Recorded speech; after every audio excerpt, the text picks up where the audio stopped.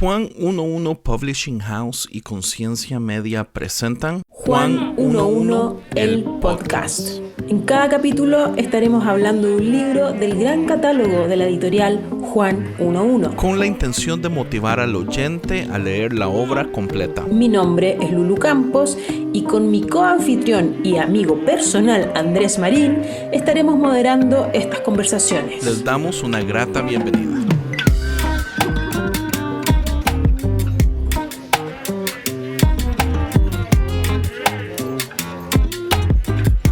En este episodio hablaremos del libro Génesis para gente normal de sus autores Peter Enns y Jared Byas. Y para ello nos acompañará el pastor luterano de Argentina, Gustavo Gómez.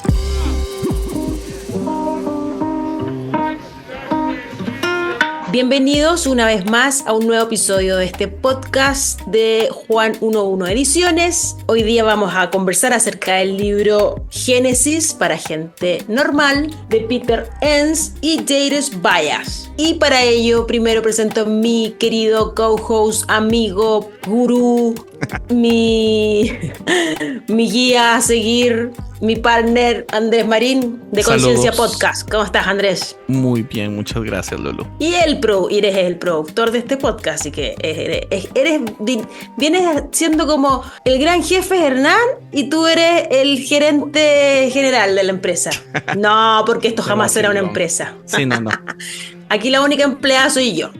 Ocupamos Y voy a pagarle hacer todavía. un sindicato para el pago. Pero bueno, bienvenidos a todos. Y hoy día, ya les dijimos cómo vamos a conversar de este libro. Tenemos a un gran invitado con nosotros, directamente de Argentina, Gustavo Gómez, pastor luterano, y que sabe muchísimo acerca, de Génesis, pero además de esta nueva forma de leer el Génesis, que para mí fue todo un hallazgo. Gustavo, ¿cómo estás? Bienvenido. Hola Lulú, hola Andrés, qué privilegio, qué alegría poder compartir con ustedes esta conversación que vamos a tener acá. Igual me pusiste mucha presión y no sé si sé un montón. El poquito que conozco vamos a compartirlo, pero ojalá que salga un montón. Te aseguro que sabes mucho más que nosotros dos, que la suma de nosotros dos. Si el chisme es verdad y usted quiere hacer clases con este libro para su iglesia y todo, pues está muy bien. Yo pienso que es el invitado perfecto. Gustavo, entonces bienvenido, muchísimas gracias. A mí me gustaría empezar rapidito diciendo que Pete Enns y Jared Byas es de mis héroes personales favoritos. Yo amo su podcast, amo sus libros, soy Patreon de Bible for Normal People desde hace como 4 años. Los amo todo lo que hacen. Los sigo en todas las redes, para mí son unos genios. Y que Juan 11 haya podido traducir este libro y ojalá más obras de ellos dos es importantísimo, porque sus voces tienen tanto valor. Entonces así quería tirar yo un poquito de amor a Pete Enns y Jared Byas. ¿Y su podcast se llama cómo? Bible for Normal People. Sí, la Biblia para gente normal. Y de hecho está dividido en dos. Es Biblia para gente normal y fe para gente normal. Entonces sacan un episodio cada uno, pero está en el feed. Y el de Bible for Normal People es 100% Biblia y el de fe ya son conversaciones más abiertas de fe y teología y cosas así, más filosóficas. Perfecto.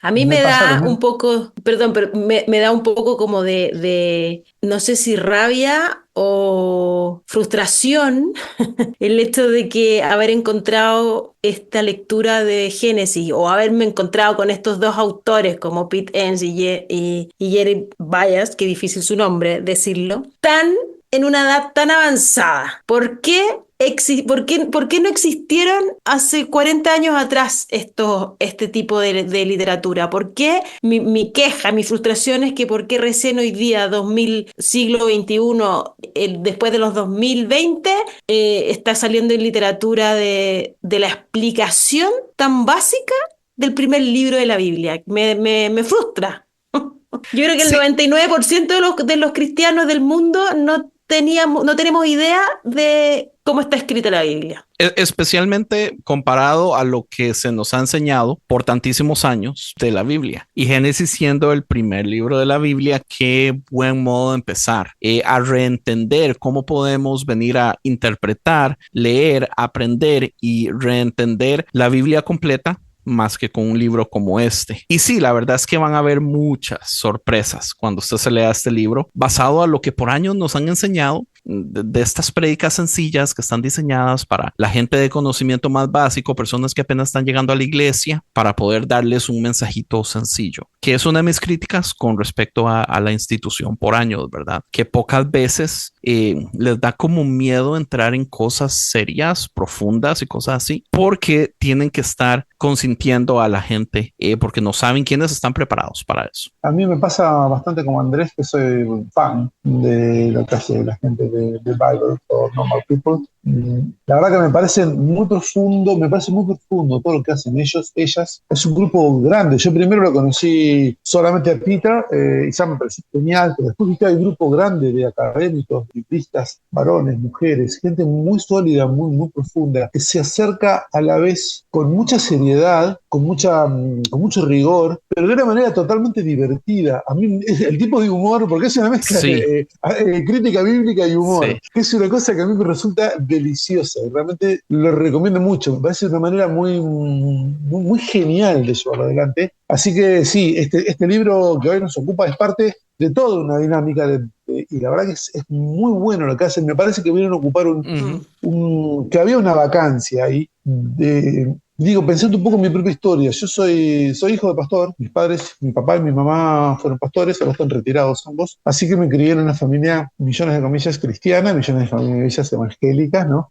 Así que leí la Biblia, fui a la escuela dominical, campamentos, grupos de jóvenes, todo el cursus honorum, y siempre la Biblia tuvo una cercanía muy cotidiana con la Biblia, pero siempre fragmentada. Me pasó recién en la Facultad de Teología, cuando empecé a estudiar para ser pastor yo, que en una de las primeras materias de introducción al Antiguo y al Nuevo Testamento me unió todos esos fragmentos y esos fragmentos de por sí tenían un mensaje, pero cuando veía la historia completa, cuando podía ver el devenir, cuando podía ver el desarrollo, simplemente me explotó la cabeza. Dije, esto está mucho más bueno de lo que yo vi antes. Y en ese sentido me parece un gran aporte el de Peter y el de Jared, tratando de juntar pedazos, justamente mostrarnos que el rompecabezas es más grande. Así que sí, eso para arrancar me parece súper celebrable, de que haya ese tipo de material, ¿no?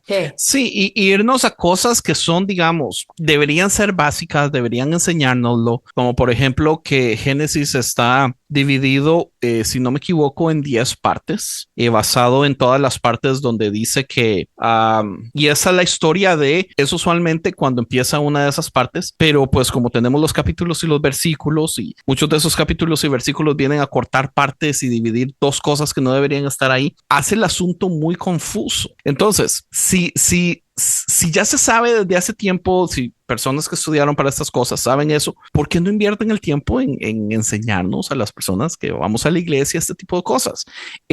Digamos, a mí me voló la cabeza. Tal vez voy a empezar de un solo con uno de los puntos que más me voló la cabeza de Génesis.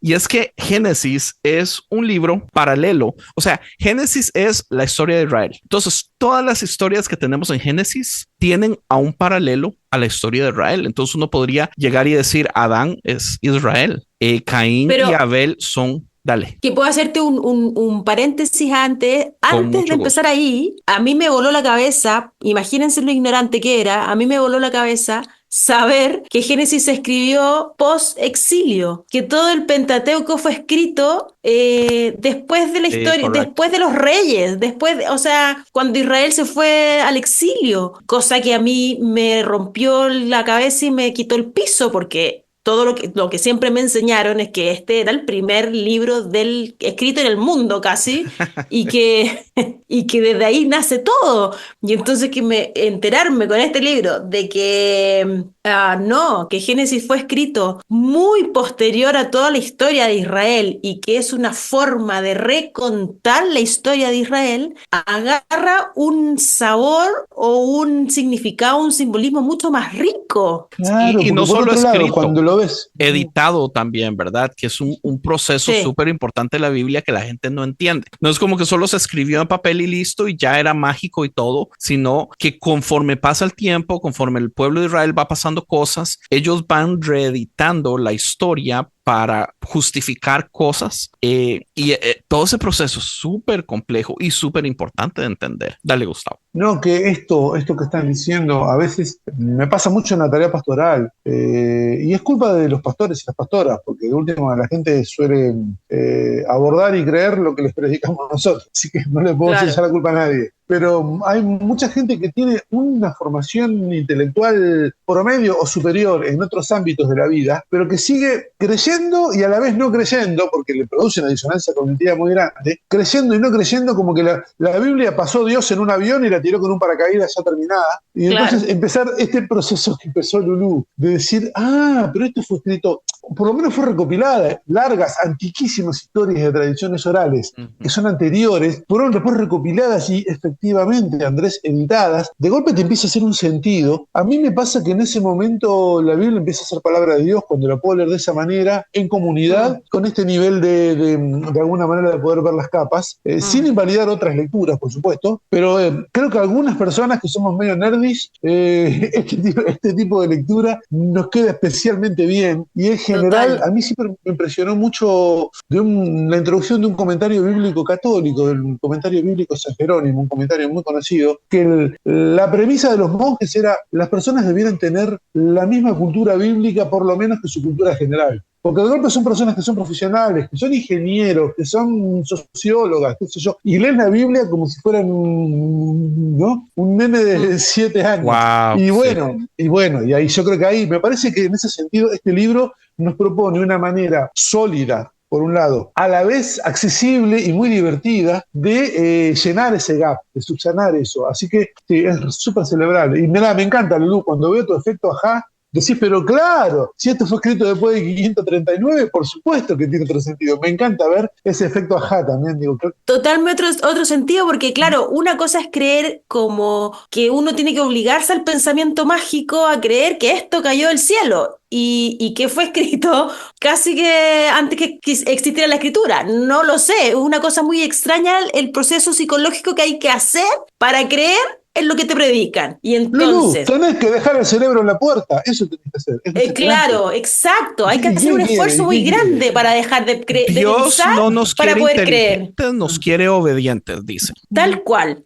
Entonces, ese esfuerzo cognitivo de ponerle pausa a tus neuronas para poder creer lo que tienes que creer y que después vengan y te expliquen que no, si todo esto es una construcción, pero es una construcción bellísima, es una construcción que agarra mucho sentido y que tiene ¿cómo decirlo? Como yo hoy día tengo mucho más en alta estima a los autores de la Biblia que antes, porque hoy día crearon una obra de arte al recontar una historia de un pueblo nativo, ¿no? Crearon una obra de arte y entonces ahora sí me hace mucho más sentido la teología y me hace mucho más sentido el significado de lo que es Dios. Totalmente. Cuando hablamos de la reserva de sentido, de eso que podés leer un texto hoy y mañana y la semana que viene y el mes que viene y siempre vas a encontrar una capa de sentido, para mí esta lectura, entendiendo las formas literarias, entendiendo la historia de su construcción, claro, es muy respetuosa, es gente que se acerca de manera orante, de manera profundamente piadosa, no es gente que viene a romper la Biblia, que tira una granada y dice quiero romper la Biblia, no. Tanto Peter como Jared se acercan de una manera muy cuidadosa, muy respetuosa, muy amorosa. Y me parece que ahí permite justamente que la reserva de sentido se vuelva a ser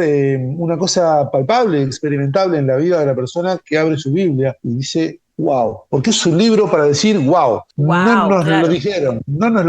A veces lo hemos visto como una cosa muy aburrida y puede serlo, ciertamente, puede serlo, pero es un libro realmente para decir wow. Así que me parece que hay una llave, Sí, totalmente. Entonces, espérame, Andrés, yo sé que vamos a ir al paralelo con Israel, pero partiendo incluso de Génesis 1, siguiendo como en esta misma idea, ¿no? Como Génesis 1, que habla de la creación y que ahí la ponen a pelear con la ciencia, no hay por dónde defenderla. Pero entender que esto es un poema creado para darle sentido a un grupo de gente específico para que pudiera creer en este Dios que se está presentando como un Dios bueno, ¿no? Un Dios amoroso, un Dios donde uno puede depositar las esperanzas. Claramente que sí. O sea, no me vengan a decir que Dios creó al mundo en 7 días y así la ciencia lo tiene que creer y que no existen los dinosaurios y qué sé yo, que no venimos del mono. ¿Qué importa? Todas esas son unas boludeces, no sé cómo decirlo, unas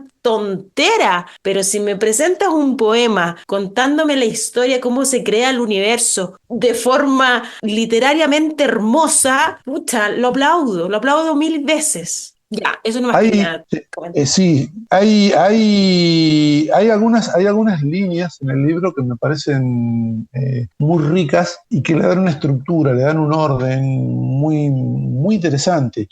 De que Adán es Israel, esa propuesta de que Adán es Israel, me parece un hallazgo realmente del libro. Por lo visto es una cosa anterior, pero yo no la conocía a partir de este libro. Esta idea de entender en Adán una figura que, bueno, es puesto en una tierra genial, en una tierra especial, y su desobediencia lo pone afuera de la tierra.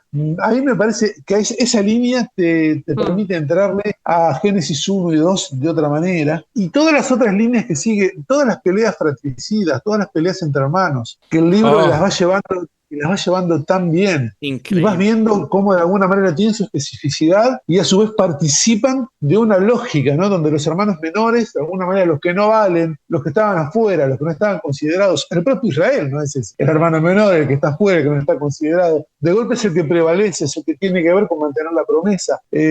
Me parece que ahí hay, por lo menos, esas dos líneas yo las veo como preciosas, como para poder entender un montón de historias que si no nos quedan bastante inconexas. Y Gustavo, no solo son hermosas, son tan relevantes. O sea, el primer libro de la Biblia es un libro explicando relaciones de Israel con la gente alrededor, con sus hermanos. Que veamos hoy la relación de Israel con sus hermanos en Gaza, con sus hermanos palestinos. Israel ha pasado toda su vida cometiendo el mismo error una y otra vez y otra vez y otra vez, y no entendemos que el asunto al fin y al cabo es salirse de esta idea de que somos mejores, somos los escogidos. Y o sea, ¿cuál fue la promesa que le dio Dios a Abraham? Es por usted todas las personas en la tierra van a ser bendecidas. Israel no ha hecho eso por años, ¿entiende? Entonces, claro, qué increíble poder ver al día de hoy lo que está sucediendo, las relaciones políticas, bueno, con que este Israel de país no es realmente el Israel bíblico, ¿verdad? Podríamos empezar por ahí, tal vez irnos por un debate de horas, pero al fin y al cabo, los evangélicos, todos, la mayoría, están con este asunto de que dan su vida por Israel y aman a Israel y oran por Israel y bendicen a Israel, según ellos, para ser bendecidos. No es lo que está hablando la Biblia tampoco, ¿verdad? Pero ¿qué tan difícil es entender que si nos limitáramos a irnos a la enseñanza más básica de su primer libro y de ahí toda la Biblia se agarra para hacer una historia de Israel con las relaciones con otras personas, y la mayoría de las veces son malas relaciones y la mayoría de las veces es culpa de Israel adentro de esas malas relaciones y nunca se aprendió? ¿Podremos nosotros aprender y cambiar nuestras relaciones con las personas que tenemos al lado, con otras religiones, con otros ideales políticos? Aquí en Estados Unidos los republicanos versus demócratas se odian, se detestan. Los republicanos creen que los demócratas son realmente demonios salidos del infierno, o sea, al punto de que deshumanizan a las personas. ¿Qué tan difícil es simple y sencillamente amar a su prójimo, que es lo que Jesús nos dice que es el mandamiento más importante? No sucede en este momento. ¿Qué tan mal estamos? Totalmente.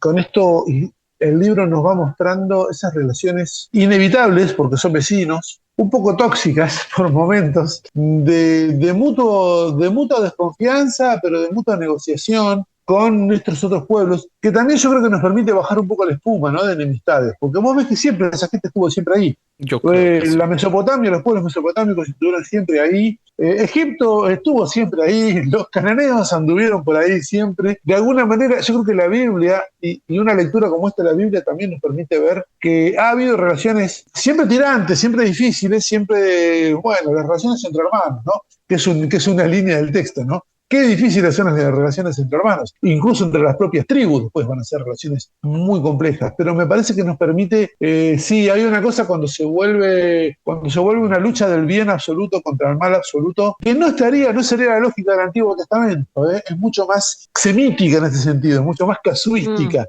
es mucho más...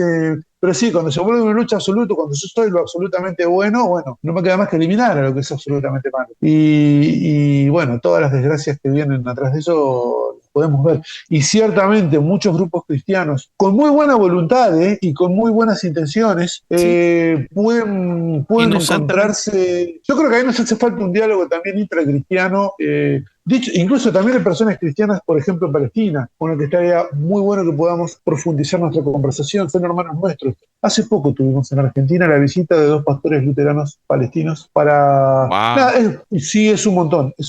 Pero porque lo que nos dijeron es queremos que escuchen nuestra historia y que después sigamos pensando. No tenemos una postura terminante, ¿no? De decir, las cosas son así o las cosas son así. Queremos que escuchen nuestra historia, cómo vivimos y que después sigamos conversando. Sin dejar de lado, porque es imposible dejar de lado, que Israel ha sido un pueblo absolutamente maltratado, martirizado, que pasó por un holocausto, que los cristianos tuvimos mucho que ver con eso, y también ahí a veces puede haber una conciencia culposa. Realmente las cosas por las que ha pasado el pueblo de Israel, incluso en la época moderna, y en la que los cristianos tenemos tanto que ver, me parece que también hay mucho para decir sobre eso. En ese sentido, celebro que propone algunas cosas un poco más de puentes, pero no en el sentido rosado de, bueno, abracémonos, démonos todas las manos, somos todos iguales, sino el libro nos propone desde la profunda humanidad y desde los más materiales intereses de cada quien poder tener un diálogo también delante de Dios, porque todas nuestras relaciones son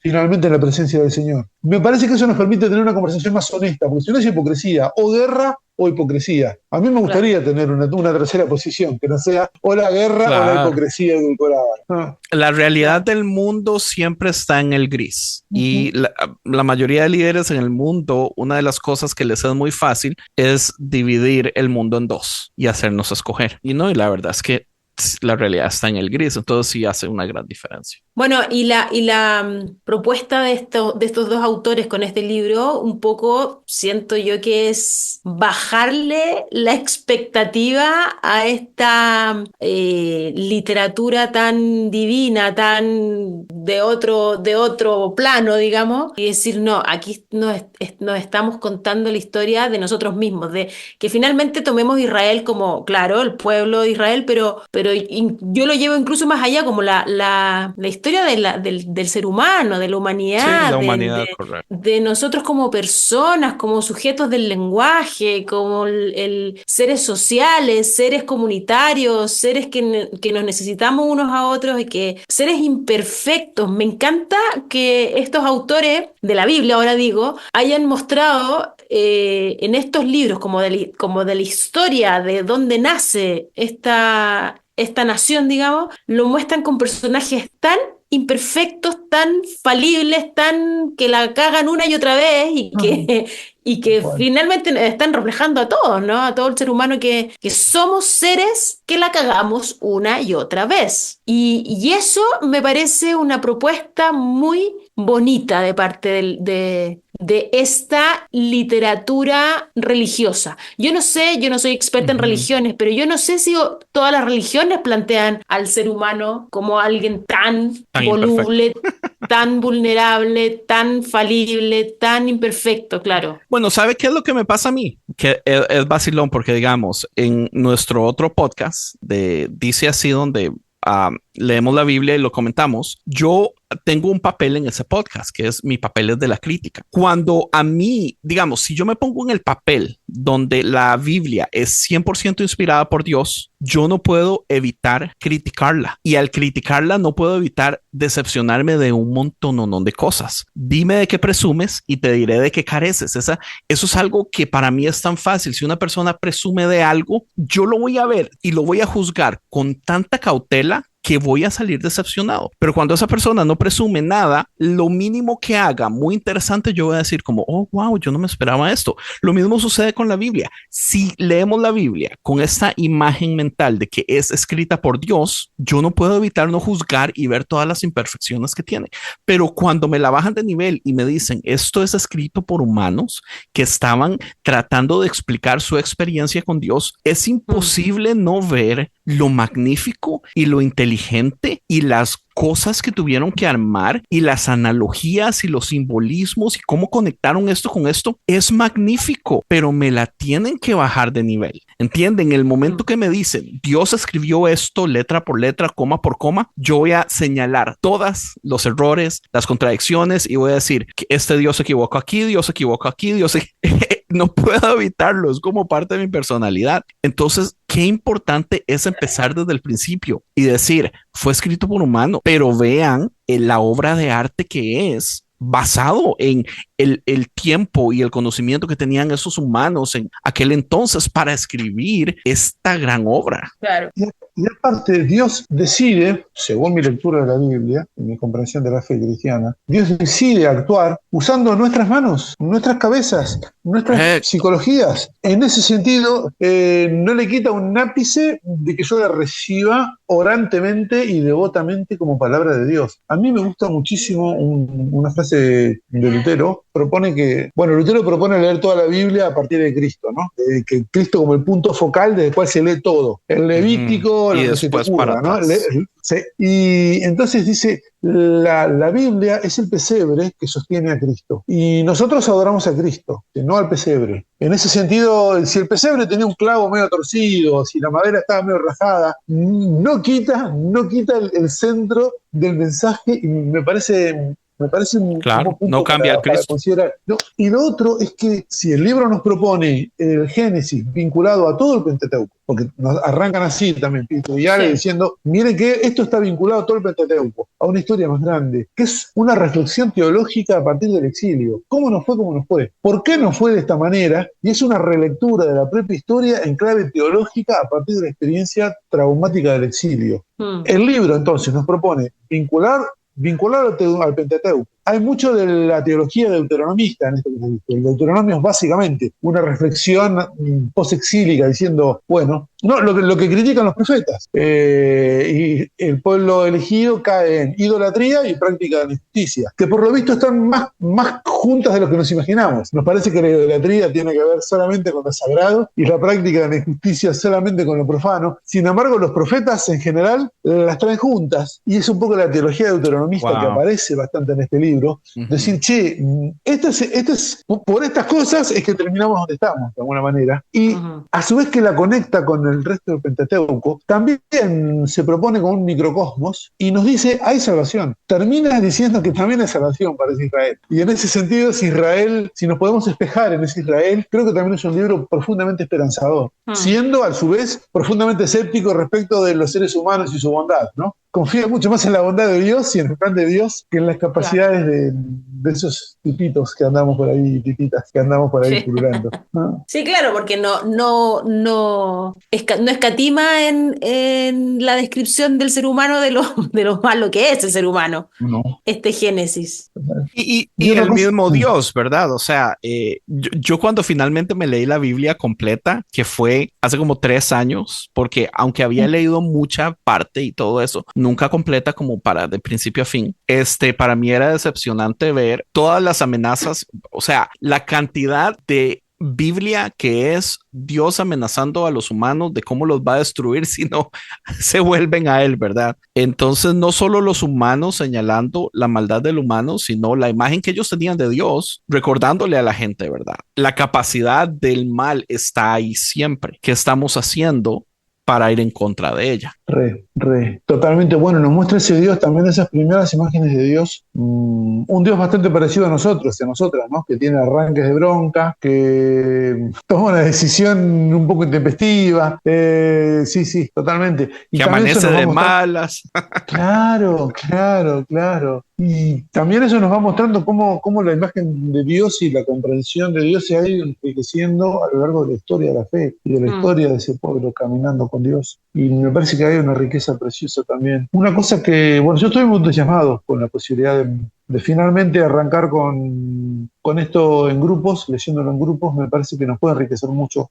Soy pastor de una comunidad acá en Capital. Tenemos una de las actividades que tenemos es estudios bíblicos y venimos leyendo, pero están pidiendo alguna cosa un poquito más unificada, y en ese sentido creo que el libro hace una propuesta porque tiene una parte final con resumen de cada capítulo y también con preguntas para trabajar en grupo. Sí. Y en la parte de las preguntas para trabajar en grupo, creo que es muy rico cómo los autores retoman cosas del Nuevo Testamento, que en una iglesia cristiana creo que puede ser interesante. Nos proponen contratar una lectura de Génesis con la teología de las cartas de Pedro o con la teología de Romano. Y me parece que ahí puede haber una riqueza tremenda en cualquier comunidad de fe, cualquier grupo de personas que desde la fe quiera leer este libro en comunidad y pueda poder también linkearlo con la historia de la fe desde el cristianismo. Hay un trabajo cuidadoso ahí de poder también vincular la teología del Antiguo Testamento con la teología. Yo encuentro que este es un libro exquisito para ser estudiado y leído en comunidad y sobre todo en las iglesias, porque si bien es cierto que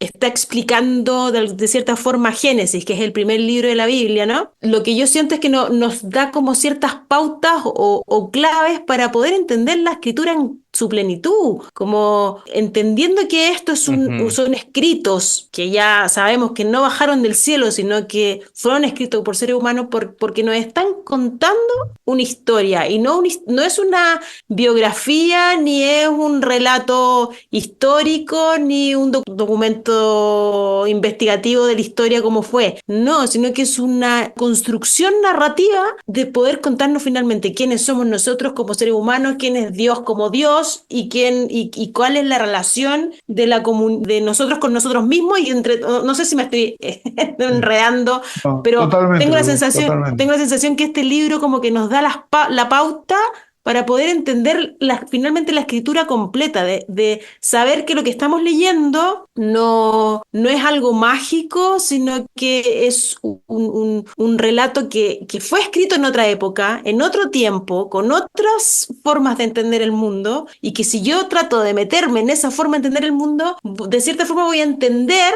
cómo ellos entendieron a Dios y a qué Dios me están presentando y cómo yo hoy día lo puedo entender con mi forma posmoderna de ver el mundo y ver a Dios también, ¿no? Puedo darle un ejemplo, Lulu, de eso que usted acaba de decir. Vea, a mí me encanta ver cómo cuando se supone que Dios viene y le promete a Abraham hijos y Abraham empieza a tener otro montón de hijos con sus siervas y al final tiene a Isaac, cuando lo va a sacrificar, parece como que Dios le dice, ya sé que estás dispuesto a darme a tu único hijo, y es así como, no es el único hijo, ¿verdad? Pero era su favorito. Él tenía más, pero para los ojos de él el que valía era Isaac.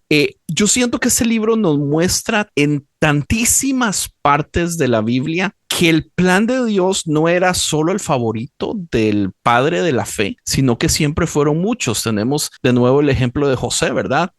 Las 12 tribus, uno pensaría, si salen de Jacob y su esposa amada, pues está bien, pero no, muchos eran hijos también de criadas. De ahí salen las tribus, porque al fin y al cabo no importa dónde salen, no estamos hablando de la sangre perfecta, no es la sangre azul, no son estos específicos que son hijos de hijo de este otro. Al final quitan a José y ponen a los 2 hijos de José como parte de las tribus. Súper complejo, súper raro. ¿Por qué sucede? No sé, pero es que es para todos, ¿entiende? Todos salen embarrados. Desde el principio es la promesa de que por Abraham todas las familias de la tierra van a ser bendecidas, y aún así podemos ver que los mismos escritores no estaban entendiendo, porque ellos siguen trayendo todo a su pueblo, a los israelitas, a todos los demás, y es así como yo leyendo este libro de Jared Byas y Pete Enns, como ellos lo explican, yo pude ver donde Dios sigue tratando de darles a entender que, o sea, no es solo ellos, es todos, y es que todos es donde venimos nosotros, ¿verdad? Tal vez por eso para mí es tan importante, porque yo no debería calzar. Si fue que Dios escogió solo al pueblo de Israel, yo no debería calzar. Y si fue Jesús el que logra abrir todo para todos, o sea, muchos antes no debieron calzar, pero tampoco es así. O sea, nosotros podemos ver en el Antiguo Testamento personas que no deberían calzar y fueron amados y se les dio lo que Dios esperaba y la promesa se fue cumplida en ellos, porque desde el principio fue para todos y aún así sus mismos escritores no lo entendían. Entonces es exactamente eso que usted decía, Lulu. Es la misma historia nos presenta el hoy, cómo el bien común, la ayuda social, o sea, arreglemos el planeta que lo estamos matando. ¿Por qué? Por el bien de todos, porque todos son hijos, porque todos merecen la salvación, porque Dios ama a todos, siempre desde el principio, desde Génesis, fue para todos, porque nunca fue un plan perfecto de Dios, una sangre, una línea perfecta, nunca fue así. Entonces, me huele la cabeza. Se nota. Sí.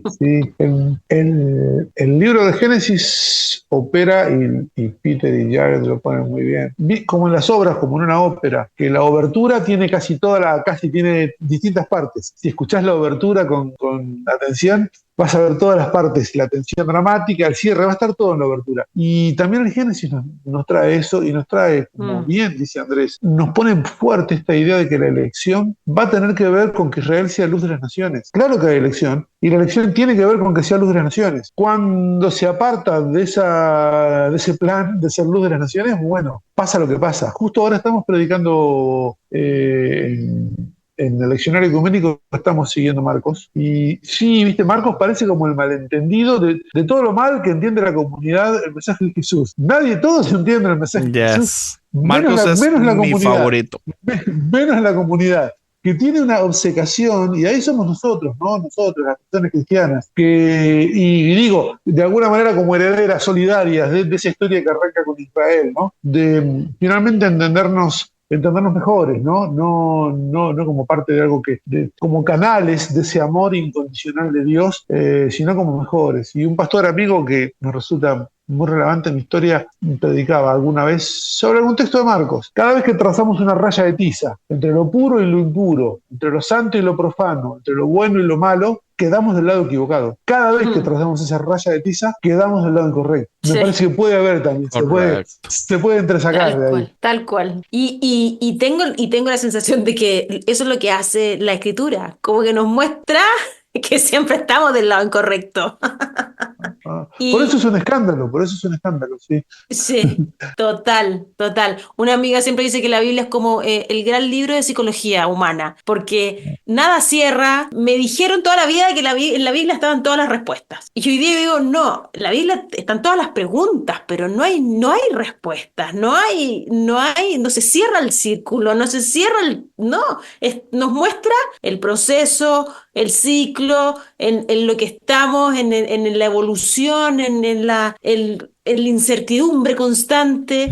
Los errores. Exacto. El arrepentimiento. Pero sin embargo, como que existiera esta nueva forma de creer o de vivir que te trae esperanza, como anhelar algo mejor de lo que estamos viviendo. Nos muestra en la panorama de lo que somos una incomprensión. Yo creo que el ser humano siempre vamos a vivir en la incomprensión infinita, de que no nos vamos a lograr o a terminar de entender nunca. Y creo que está bien eso, porque si no, el día que nos entendamos, se acabó la humanidad. Yo creo que mientras siempre existe ese vacío, vamos a seguir creciendo y evolucionando. Y yo creo que Dios está en ese proceso y en esa evolución y pareciera que Dios fuera evolucionando con nosotros mismos, ¿no? Nuestra comprensión de Dios, sin dudas. Por otro lado, me encantó una cosa que dijiste que creo que apunta muy bien al tipo de literatura que estamos considerando. Yo tengo la impresión, me dirán ustedes, tal vez me dirá Andrés, que tiene más data ahí, que está en Estados Unidos. Tengo la impresión de que tanto Peter como Jared, Jared viene de una iglesia menonita, pero tengo la impresión de que vienen de iglesias tradicionalmente bastante apegadas históricamente al literarismo. liberalismo, que ellos mismos hicieron un proceso, una especie de camino, y en ese sentido creo que le hablan muy bien, porque por ejemplo, como pastor luterano, la crítica bíblica luterana viene de mediados del siglo XIX. En ese sentido, bueno, que fue todo el liberalismo que escandalizó a tantos hermanos también, ¿no? En ese sentido me parece muy fresco lo que traen y muy pertinente para hablar, para dialogar entre hermanos y hermanas de distintas tradiciones, algunas más liberales en su lectura y algunas más literales en su abordaje, porque tengo la impresión de que el propio Peter y el propio Jared vienen de tradiciones un poco más vinculados a lo literal, y en ese sentido manejan muy bien los dos campos, manejan muy bien los dos mundos. No sé cómo, sí, sé cómo lo pues, ustedes eso. Digamos, una de las cosas que cambió a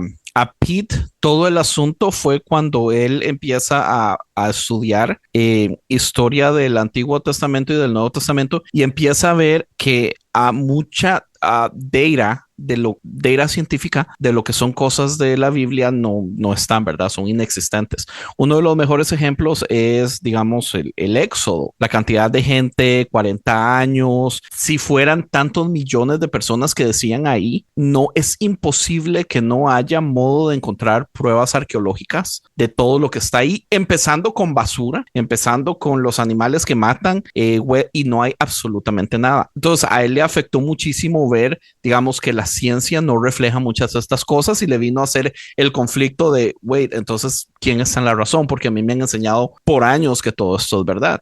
Entonces logran encontrar un intermedio donde entienden que hay una razón porque la historia es la historia, y hay una razón psicológica por la que los escritores de la historia también tenían muchísimas ganas de enfatizar ciertas cosas, exagerar números. Eso era algo extremadamente común en reinos, en políticos, aquí y allá. Nosotros en el otro podcast de lectura de la Biblia estamos en Hechos ahorita, y estamos viendo que en Hechos 4 Pedro se echa una exageración de todas las personas que fueron convertidas el día 1 que él predica después de sanar a la persona que estaba ahí. Y es así como, es imposible que quepa tanta gente en primer lugar, sabiendo el templo como es, y es imposible que todas las personas estuvieran ahí porque se necesitan personas de ciudades alrededor para que estuvieran. Entonces, no importa, entiende, aquí es el conflicto es cuando a mí me predican que todo tiene que ser literal, o me tratan de elevar el libro a que es mágico, místico y todo eso, es donde las críticas caben, pero cuando las bajamos de nivel, por ejemplo, Marcos es un genio por ejemplo, agarrar la historia, por ejemplo, como de la Ilíada y la Odisea, que eran cuentos muy populares en ese momento, y agarrar los temas centrales de esa historia y bajarlas a su libro para entonces tocar como por la misma línea cosas importantes de Jesús para elevar la importancia de Jesús basado en lo que él ya conocía muy bien, que era como se elevan a los dioses griegos por obras griegas. Entonces, magnífico cuando me lo dicen, una persona tomó su tiempo para armar todo esto, magnífico. Entonces, sigamos vendiéndolo del modo que es. Yo tengo un amigo que dice, vamos a leer la Biblia, leámosla como es y hablemos de ella como se lo merece, ¿entiende? Porque claro, el valor está realmente donde se lo merece. Y sí, es por supuesto, es conflictivo cuando se llegan a ciertos puntos y uno tiene dos opciones, ¿verdad? O se decepciona y tira toda la basura y se hace ateo, o uno trata de decir, ok, ¿qué puedo aprender de esto? ¿Por qué razón por qué razón esto se ha enseñado? Y ya uno empieza a poner las cosas en su lugar, como piezas en su lugar, y uno logra encontrar el valor, ¿verdad? Dios no se pierde de la historia, ¿verdad? Dios, el mensaje central, si nos vamos al mensaje central, como estaba diciendo, sigue siendo, es para todos, ha sido para todos siempre, y es para todos el día de hoy. Y las personas que siguen diciendo, es solo para mí o para los míos, están en el error, porque es para todos. Entonces, es cambiar la meta. Y qué aburrido, Andrés, qué aburrido. Si es solo para mí y para los míos, es un aburrimiento. Imagínese. No me parece la vida abundante que Dios ofrece. Si es solamente para mí, para los míos, me muero del aburrimiento, sinceramente. El mundo es más interesante con las demás personas. Con todos los colores. Claro. Aunque a veces me irriten, y yo los irrite a ellos, sin duda. Sí, claro. Pero me parece que sí, totalmente. Sí. Hay otro libro de Juan 1.1 que yo no sé si hicieron alguna vez un podcast sobre él, pero lo remerece. ¿Cuál? Fe en Desenredo, de Rachel Held Evans. No lo hemos hecho todavía, pero está en carpeta. Sí. Es fascinante porque justamente el subtítulo es como una chica que tenía todas las respuestas. ¿Qué pasa cuando se empieza a hacer preguntas? Y me parece que ahí Dios nos habla. Cuando las respuestas empiezan a craquelarse y empezamos a tener preguntas, me parece que ahí la palabra de Dios puede ser poderosa en nuestras vidas y realmente puede transformarnos. Por lo menos viene siendo mi experiencia. Sí, tal cual. Por eso me encanta, siempre lo digo, a The Naked Pastor, sus ilustraciones, y cuando le da énfasis a las interrogantes y que si la iglesia nos acepta la pregunta y que son todos los signos de exclamación haciéndole bullying a la pregunta, y cuando todo lo contrario, lo rico que tiene este libro es que te llena de preguntas, no te las responde, te llena de preguntas, y que si uno anda preguntando por la vida, yo honestamente estoy segura que creo que vas a ser mejor persona. Y te vas a ir construyendo constantemente en una mejor persona. Otra cosa que quería comentarles que me pasó con este libro, que también me gustó muchísimo y que tampoco sabía, que lo que hacen los autores de Génesis es como recontar ciertas historias que eran populares para todos los pueblos, para todas las qué sé yo, las naciones, como la historia del diluvio, que en la escuela dominical te la enseñan como que esto fue lo que pasó y que Dios se enojó y mató a toda la humanidad. Que me parece una historia macabra como la cuentan en la iglesia y en la escuela dominical, pero si me la plantean como la están contando aquí, que es una historia que era como de conocimiento universal y que lo que hizo el pueblo judío es agarrar esta historia y recontarla, posicionando a su Dios como un Dios mucho más amoroso, que da una esperanza, que tiene un sentido, como el recontar, es como hacer un cover de una mala canción, transformarla en un éxito de taquilla. Eso me pasa con es con exactamente lo que estaba pensando. Es como agarrar la canción de Taylor Swift de moda y hacer la versión cristiana. Bueno, hay una canción de Taylor Swift, la más conocida. Bueno, no nos vamos a meter con Taylor Swift, que es casi como un... No sé, es intocable. No sé, yo soy muy grande para esa pelea, pero... Bueno, hay un cover de Imagine Dragons que es maravilloso.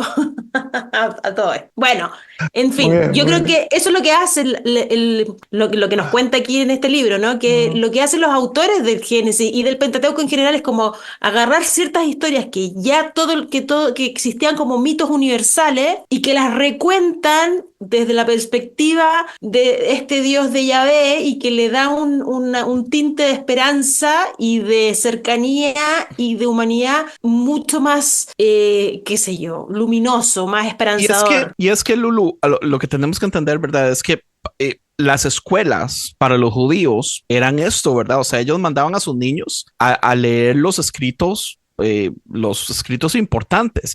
Entonces, ¿qué tiene de malo que agarren una historia universal y la hagan una historia para presentar? O sea, es como ir a la escuela. Todas las personas que van a la escuela van a aprender, por ejemplo, la historia de la independencia de su país, y le van a presentar los personajes y le van a decir lo que hicieron, y tal vez la historia va a ser un poquito diferente a lo que en realidad pasó. En Costa Rica nosotros tenemos un héroe nacional que se celebra todos los años. Se llama Juan Santamaría. Esa persona no existe. Se han hecho búsquedas para tratar de encontrar realmente actas de nacimiento, documentos. Como Jerry Springfield. No existe. O sea, no se ha encontrado. No sabemos si es real y no. Pero o sea, es tan importante como símbolo patriótico y tiene mucho valor, ¿verdad? Él se sacrifica por quemar una casona donde estaban todos los soldados estadounidenses que estaban a punto de conquistar Costa Rica y acababan de terminar de conquistar Nicaragua con el famoso William Walker, y él mata a la mayoría sacrificando su vida. Entonces, la historia tiene mucho valor. ¿Tiene que ser real? No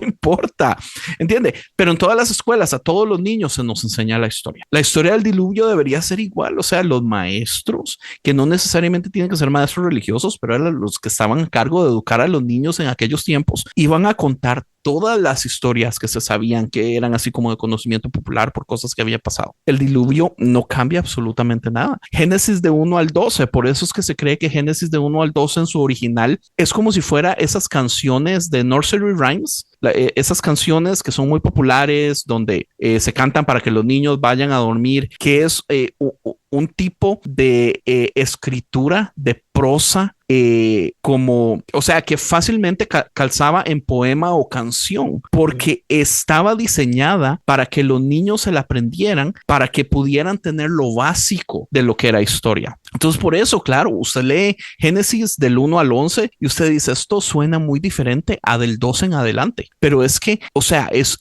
completamente un género diferente. Y si no sabemos eso, por supuesto que vamos a tener dudas de por qué Génesis 1 y Génesis 2 cuentan completamente la historia al revés, porque es que ese no es el punto. El punto es que son obras creadas para educar a sus niños, para que ellos tengan lo más básico de la historia, para que de ahí puedan más adelante ir avanzando. Es como el kinder, o sea, Génesis del 1 al 11 es como el kindergarten y los niños aprenden del modo más sencillo y ese era el modo más sencillo para ellos. Y ya después vámonos complicándonos conforme van creciendo. ¿Cómo cambiaría todo si la gente lo entendiera de ese modo, verdad? Pero además, como una cosa simple puede ser profunda, porque a veces confundimos simple con tonto, y una cosa simple puede tener muchísima sabiduría. De hecho, hay hasta una belleza, hasta estética, en algo que sea simple y profundo. Me parece que hay mucha sabiduría, y hay muchas generaciones de personas trabajando y puliendo esas historias, muchas generaciones de personas expresando su comprensión de Dios, su comprensión de la fe. En ese sentido, bueno, por eso son las gemas que son, ¿no? Uno de mis profesores de Antiguo Testamento, se ha fallecido, Severino Croato, dedicó prácticamente su vida a trabajar Génesis del 1 al 3. Y tuvo suficiente, ¿eh? Suficiente. Increíble. Tiene un librazo que sintetiza, que se llama Crear y Amar en Libertad. Porque hay mucha sabiduría, hay muchas generaciones, y insisto, hay acción de Dios en ellos. Yo por lo menos no puedo dejar de maravillarme de ver la mano de Dios en guiar ese proceso que nos regala semejantes gemas, ¿no? Semejantes gemas que podemos acercarnos con el respeto y también con la valentía. También bueno, vamos a ver, porque si no también hay una cosa como de fingir demencia. Apareció mucho decir, bueno, cuando algo choca mi sentido común o mi comprensión del mundo, tengo que fingir demencia. Claro. Y me parece que toca hacer malabares. Claro, pero imagínense, chicos, si nosotros tenemos que justificar a Dios. Triste Dios sería, ¿no? Un Dios que nosotros tengamos que justificar. La verdad que como Dios no serviría para nada. En ese sentido, creo que también Peter y Jared nos invitan a pensar con audacia y con valentía, a hacerle las preguntas que le tengamos que hacer al texto. Porque el texto se la aguanta, el texto responde. No afloja. Tal cual. Qué buen punto. Bueno, el libro en sí es como hace un repaso del Génesis completo, va por sección, viste como lo que decía Andrés, que son 10 secciones. Este libro va como planteando esas 10 secciones y cada perlita que uno encuentra en cada capítulo es maravilloso. Es tan fácil de leer, es muy escrito de un modo tan sencillo, tan accesible, o sea, el libro se va tan rápido porque no es complejo, es gracioso, bromas aquí, bromas por allá. Me cae bien que diga Génesis para gente normal, porque yo le habría puesto Génesis para no estúpidos, como nos han creído siempre. Para dummies, sí. Porque yo creo que creen que somos acéfalos los cristianos, pero esto te da toda una riqueza, una belleza, es exquisito. De verdad, me encantaría leer a Pete y ayer de los 66 libros de la Biblia que me lo explicaran así. Pues ya hay que pedirle a Juan 1.1, que siga traduciendo. Mis respetos al traductor o la traductora, mis respetos al traductor. ¿Quién tradujo este? Ian. Fue Ian también. Ian Belusich. Sí. Qué grande. Sí, maravilloso. Yo no sé si ellos han sacado más libros así de este tipo. 8, si no me equivoco.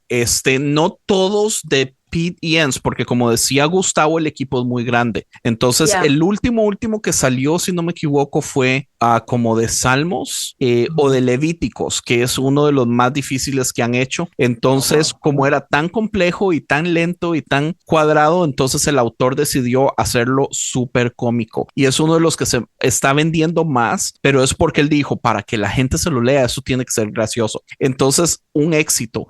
Sí, ocupamos que Juan 1.1 continúe con los demás. Sí. No, por favor. Tienen pero Éxodo, sí es un libro... tienen Salmos, tienen Levíticos. Pero para empezar está maravilloso, lo recomendamos 100% y qué buena idea, Gustavo, de estudiarlo en grupo y hacer como un estudio bíblico de este libro, porque me hubiera encantado, a mí me hubiera fascinado, que yo amo la Biblia, Gustavo, me encanta estudiarla, me gustó mucho haber ido a todos los cursos bíblicos que existían en mi iglesia, pero creo que nada se compara a verlo desde esta perspectiva. Yo celebro este puente que tienden entre la academia y la gente normal.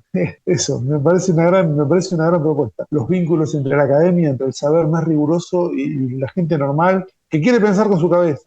Exacto. Me parece totalmente y es que yo pienso que eso es un punto muy importante, entender que realmente es accesible. La Biblia es accesible. Yo creo que por años yo no sé si se ha predicado o es simple y sencillamente un efecto de cómo se ha predicado la Biblia, pero mucha gente cree que por eso tengo que ir el domingo a escucharla.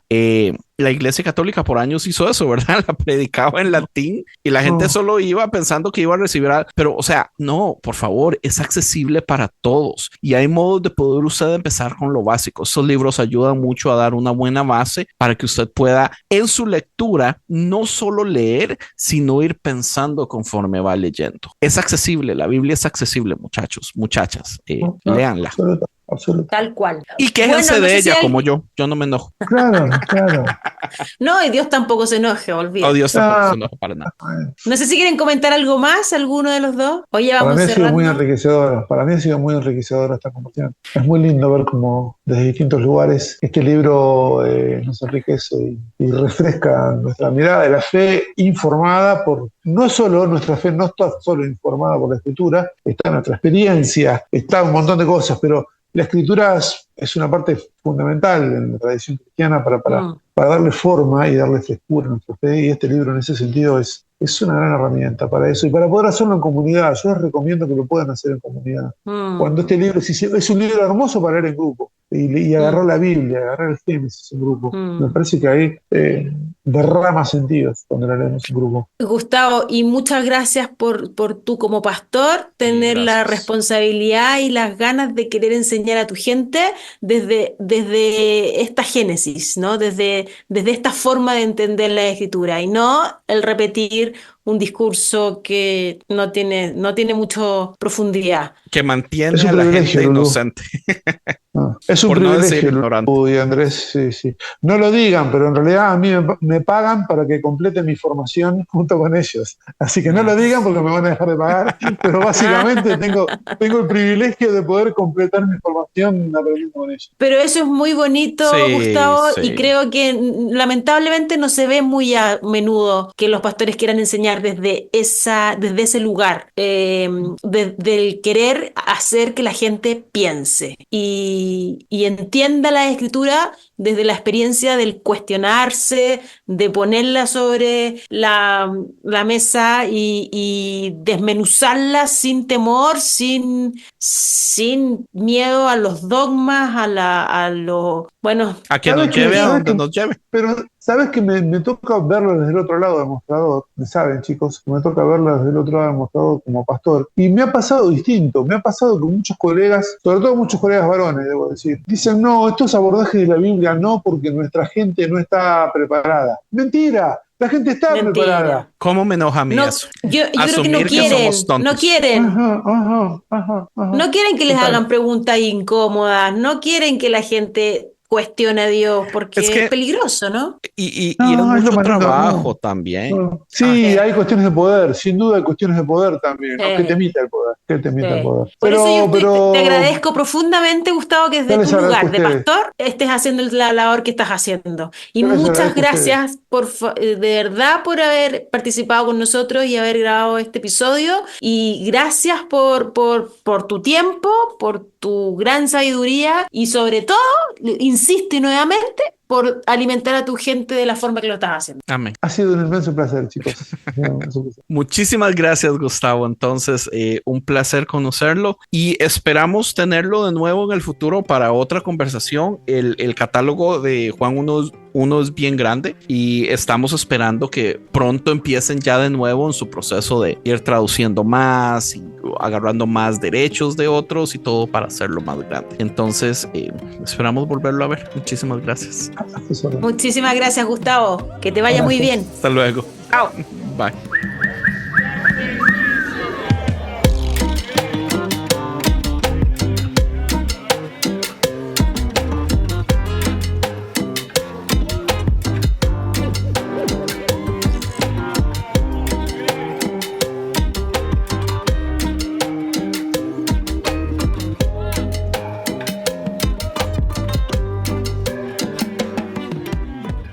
Y bueno, para la próxima ocasión vamos a estar leyendo el libro Dios, nueva temporada, miradas teológicas al cine y la televisión en el siglo XXI.